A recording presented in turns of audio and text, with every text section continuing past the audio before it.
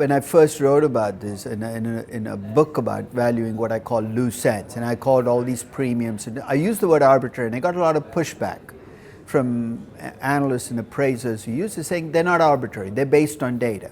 For instance, a 20% control premium is based on data, but it's a very bad reading of the data. And that's what makes them so difficult to push back against, is they're not completely arbitrary, they're based on what people think is data, but the data reflects either a sample that does not reflect reality, a biased sample, or reflects a history that no longer exists.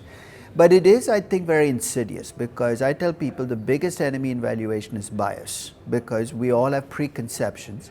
And if you let these premiums and discounts enter the process, you're going to find a way to feed your biases. I give them the simple example of what happens in entire process. In private company appraisal, for instance, often you're valuing companies for tax reasons, so you're valuing companies for divorce courts. Your objective is to come up with as low a number as you can. So if you look at private company appraisal, there's a lot of discounting that happens. Liquidity discounts, private company discounts, controlled discounts.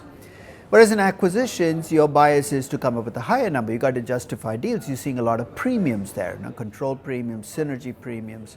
In fact, the same word gets used to justify both premiums and discounts, which tells me that it's something you're using as an excuse to push to a number.